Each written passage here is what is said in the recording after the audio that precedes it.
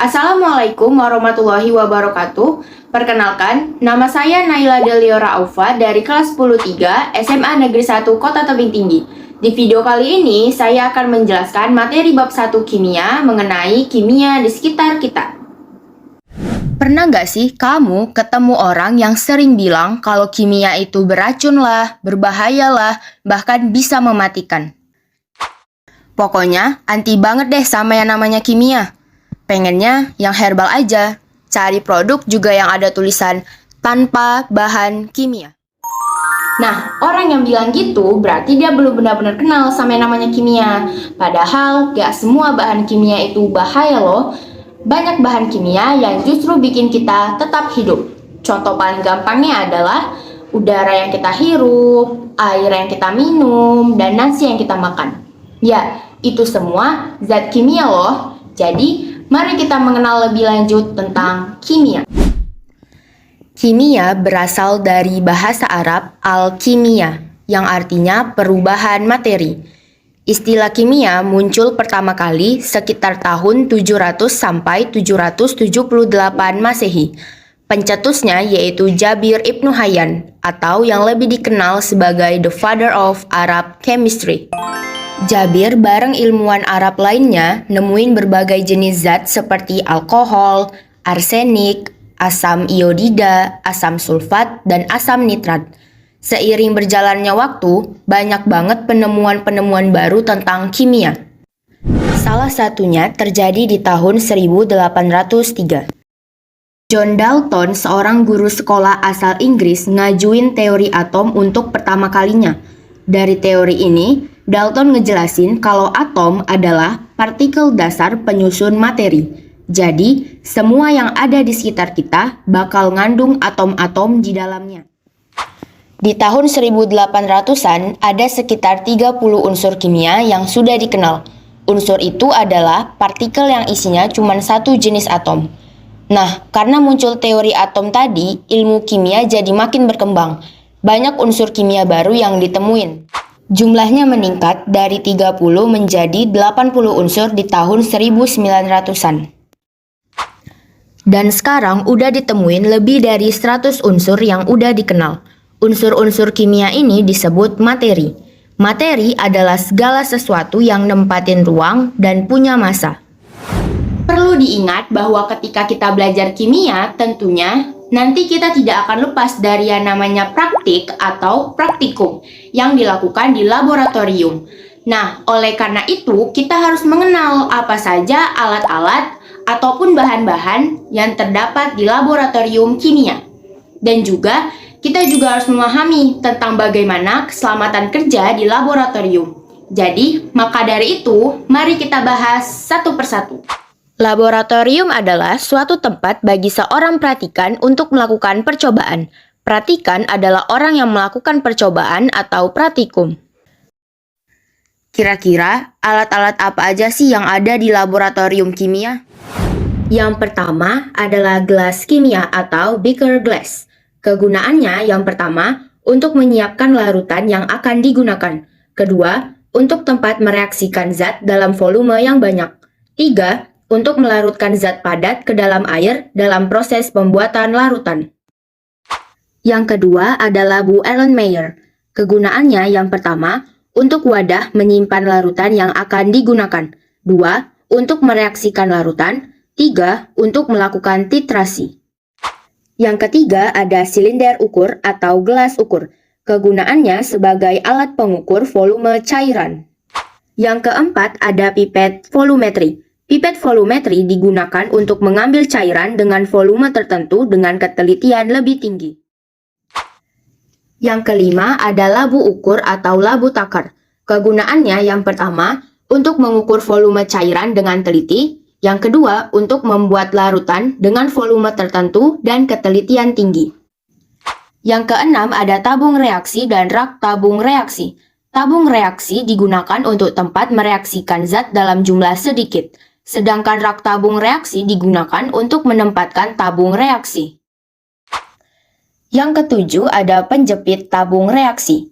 Kegunaannya untuk menjepit tabung reaksi pada saat pemanasan. Kedelapan ada lampu spiritus. Kegunaannya sebagai alat untuk pemanas dengan bahan bakar spiritus. Kesembilan ada corong. Kegunaannya sebagai alat bantu untuk menuang cairan dari wadah yang bermulut lebar ke wadah yang bermulut kecil. Kedua, alat untuk menyaring dan memisahkan endapan dari cairannya. Kesebelas ada botol regen. Kegunaannya sebagai tempat untuk menyimpan larutan atau zat cair. Kesebelas ada lumpang porselen. Kegunaannya untuk menghaluskan atau menggerus zat padat. Kedua belas ada neraca Ohaus. Kegunaannya untuk menimbang zat. Dan yang terakhir ada gelas arloji. Kegunaannya untuk wadah zat padat yang akan ditimbang dengan menggunakan neraca. Untuk menjaga keselamatan kerja di laboratorium, maka perlu diperhatikan tata tertib dan kehati-hatian ketika bekerja di laboratorium. Untuk itu, beberapa hal berikut perlu dijadikan perhatian. Yang pertama, membaca petunjuk praktikum atau merencanakan percobaan yang akan dilakukan sebelum memulai praktikum. 2. Menggunakan peralatan kerja seperti kacamata, jas praktikum, sarung tangan, dan sepatu tertutup. 3. Bagi wanita yang berambut panjang, diharuskan mengikat rambutnya. 4. Dilarang makan dan minum di dalam laboratorium. 5. Menjaga kebersihan meja praktikum dan lingkungan laboratorium. 6. Membiasakan mencuci tangan dengan sabun dan air bersih, terutama sehabis praktikum. 7. Apabila kulit terkena bahan kimia, jangan digaruk agar tidak menyebar. 8. Pastikan bahwa keran air selalu dalam keadaan tertutup sebelum dan sesudah melakukan praktikum. Nah, lalu bagaimana ya jika kita terkena bahan kimia? Langkah pertama yang harus diambil adalah meminta bantuan guru, petugas laboratorium, atau teman yang ada di dekat kita. Lalu, segera bersihkan bagian yang mengalami kontak langsung dengan air bersih dan jangan menggaruk kulit yang terkena bahan kimia. Dan yang paling penting adalah bersikap tenang dan jangan panik. Berikut adalah beberapa lambang di laboratorium kimia beserta contoh bahannya.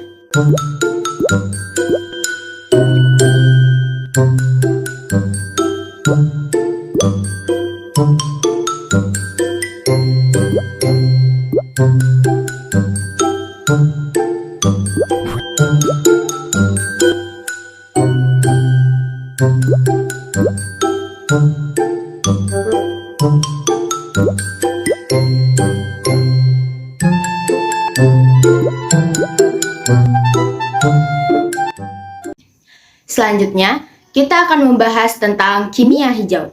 Di sini, kita akan membahas mengenai pengertian kimia hijau, prinsip kimia hijau, dan contoh penerapan kimia hijau.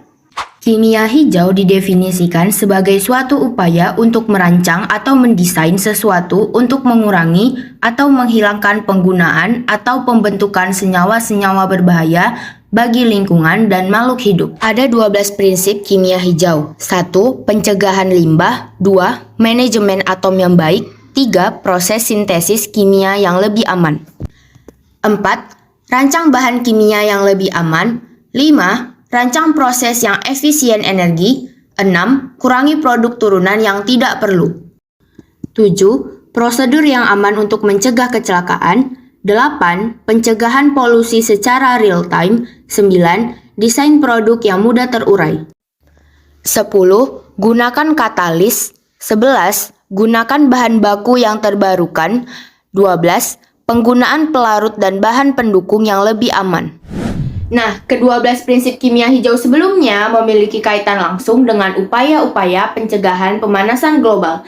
Jadi, mari kita mengenal lebih lanjut tentang pemanasan global.